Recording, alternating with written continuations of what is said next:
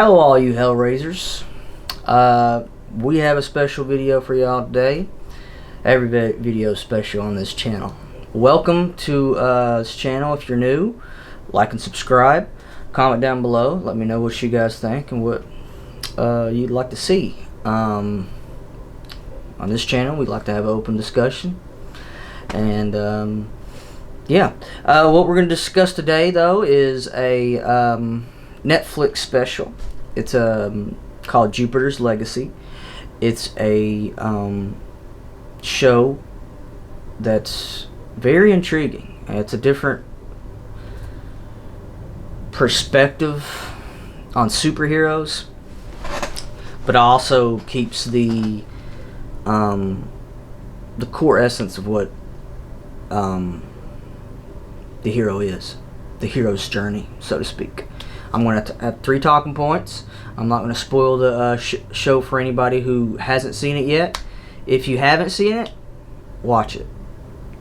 You'll love it. It's a very debatable show.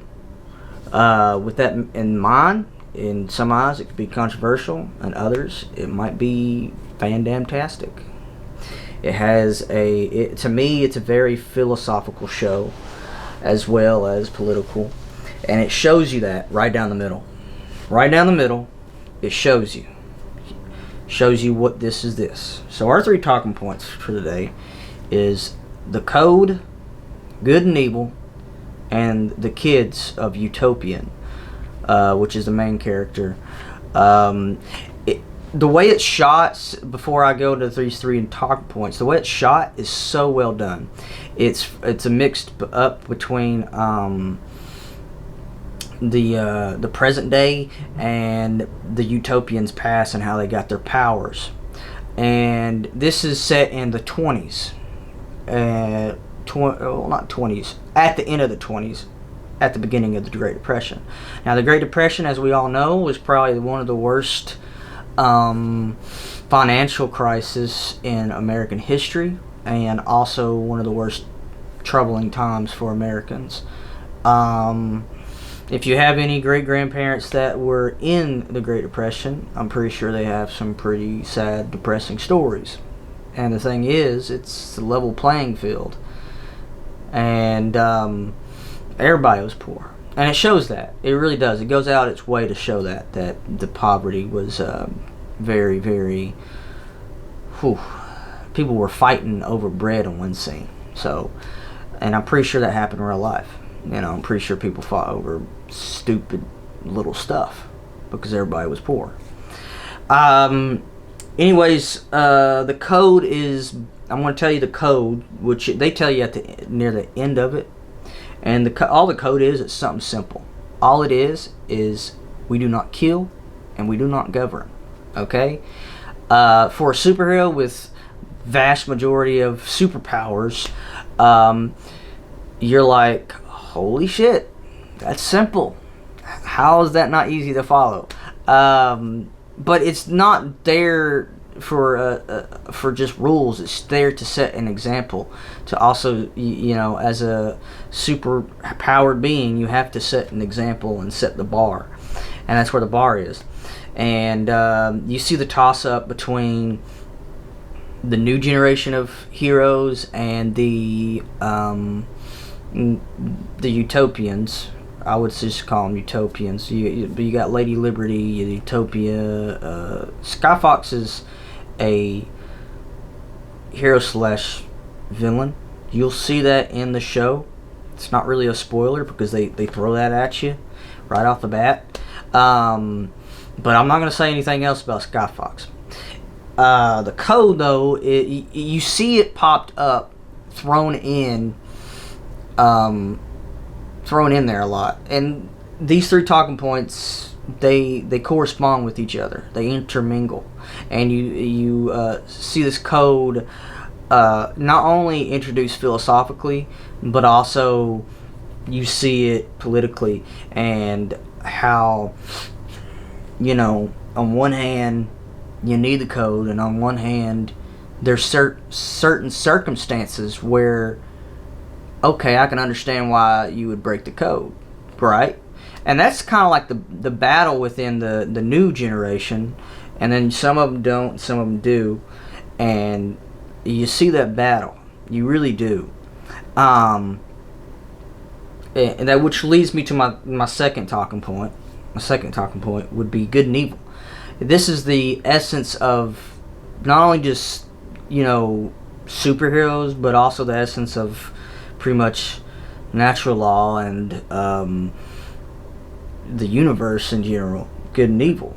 And I feel like if you don't know the difference between good and evil, you can be vulnerable to evil. You can also be vulnerable to good. Truth be told, I mean, philosophically coming, good and evil is intuitive. It's inside all of us.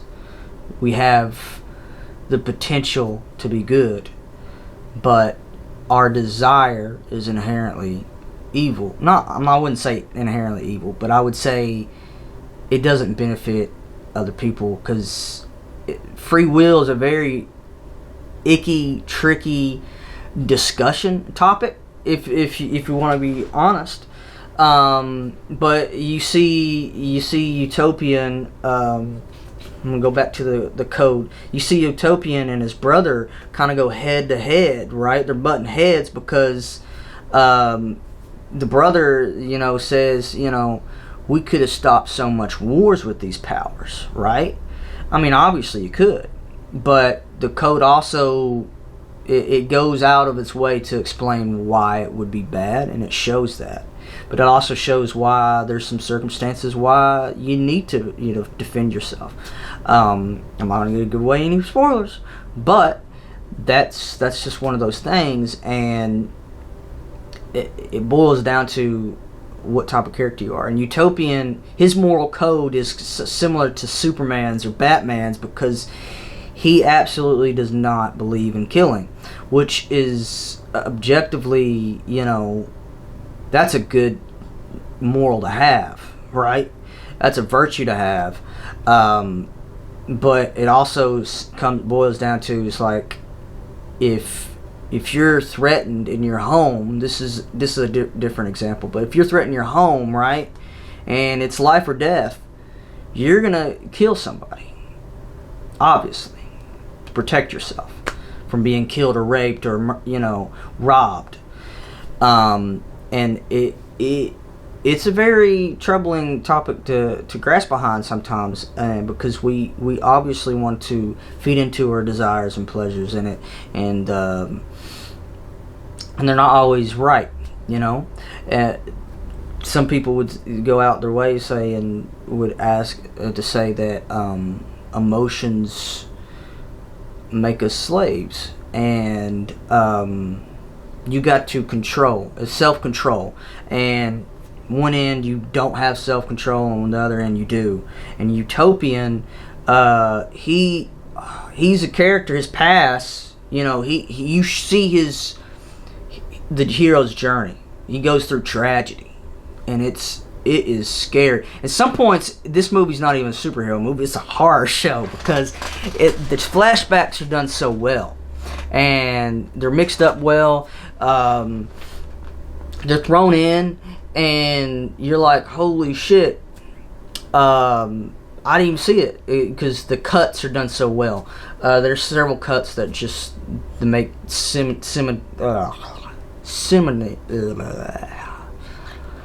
videography wise, it's visually it's appealing. My roommate did make a comment that the powers are a little bit too colorful, and what he meant by that is that you had a blend of colors, like a bunch of colors. You have colors that are associated with heroes that you'd be like, what? Weird, but it's cool. And I think if we're going to talk about the suits in general, not besides the powers, they're done very well. Netflix knows what they're doing, and they did a very good job. And it's a very debatable show, I will say that. And that leads me to my third talking point, which is the kids. This is you kind of see a it goes back to, you know, the good and evil thing. One kid's, you know, trying to live up to his dad's expectation, and the other kid is just ungrateful. And her ungratefulness makes her kind of a despicable character, you know? And it's just, ooh, like her character is so, she hates herself. She literally hates herself. Like, absolutely hates herself. And it shows. And she has the mindset of a junkie as well as a spoiled brat. And it's sad because you see that. It reflects society. It has, the show goes between the old age of thinking and traditions as well as what would be the word to say? You got the old traditions versus this new reality that we live in. You see the struggles, and it's done so well. And then you have the son, which is obviously stronger.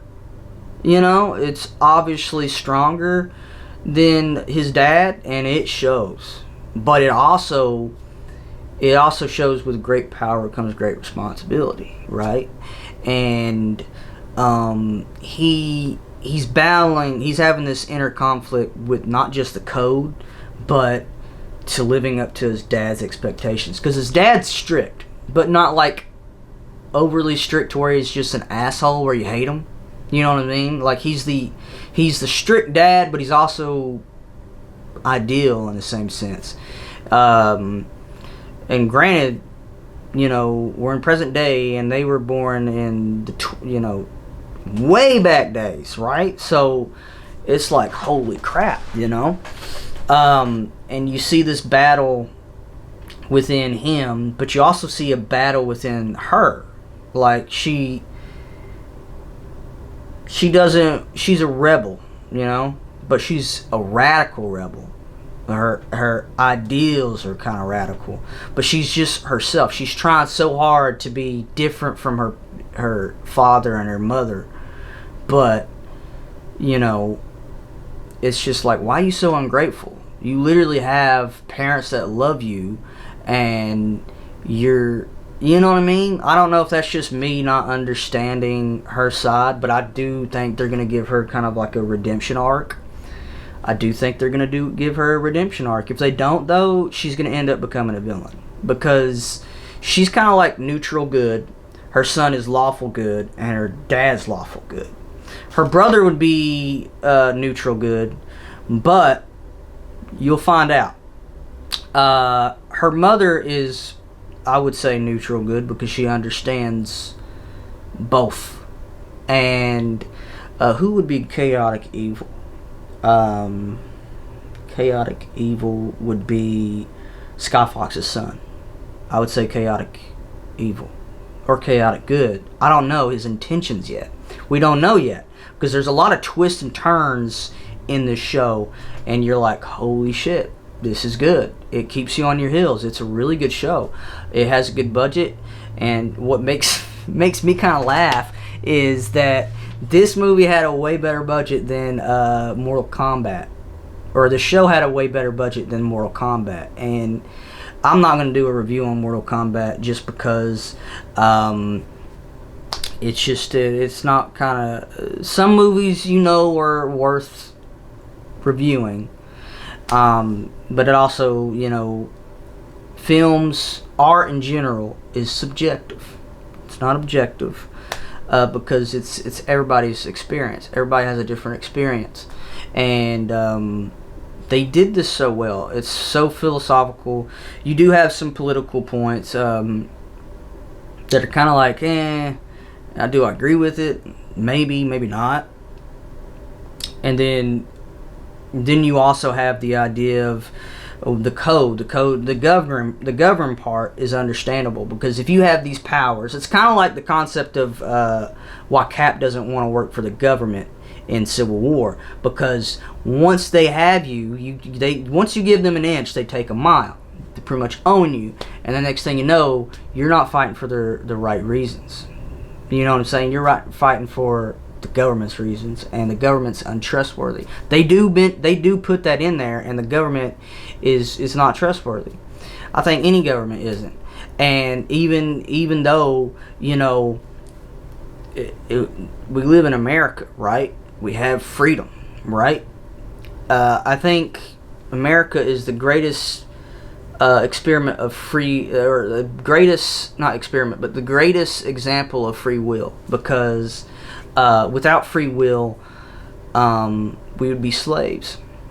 It also, you know, it does beg the question, would you rather have freedom or would you rather have security? Because at the end of the day, we can't control what's outside of us. You know, that's another thing that shows in the show too, is we can't control the things that's outside of our control. Only our reasoned choice is what we can control. Our mind is what we can control. Our decisions in day-to-day life is what we can control. And it's put together very good in the show. It's got simple concepts, but it's got complex concepts that, you know, regular humans can't understand. I mean, if you had superpower, say you're, you know, God, you know what I'm saying? You wouldn't know what to do with it if you woke up one day and you have God's powers. You would have to hold back. And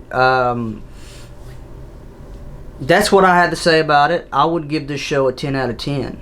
Definitely going to be getting another season. Hopefully we get like 6 or 7 seasons, because I see this turning into a really good franchise.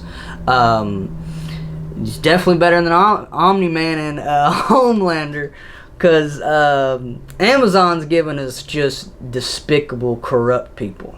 And those hero shows are more political than philosophical.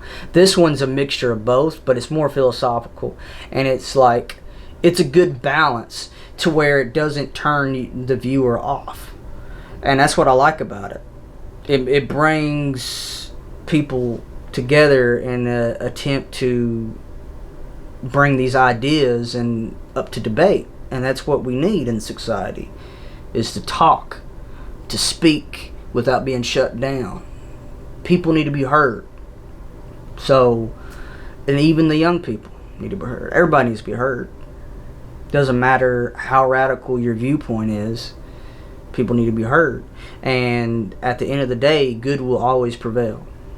So, you know, that's just how it is. Anybody can be a philosopher. You don't need to go to school for it. You need this. Self-education too. But besides that, it'd be a good 10 out of 10. Utopian's my favorite character besides his son. I would also say his brother's a really built character. And you're like, holy shit. In Utopian, he has blue laser vision instead of red, which I like. It's done well. They're super strong. He's probably the strongest out of all the Union of Justice members. But yeah. Stay tuned for more videos. I'm going to have some ghost hunting videos. I know I hadn't put it out. I hadn't had time because the rain, the weather been here has been on and off, and just work schedule. It's been kind of crazy over here. But stay tuned for more shows, more episodes of the Paranormal Huntsman. And also tomorrow I'm going to drop another video as well. Stay frosty, America.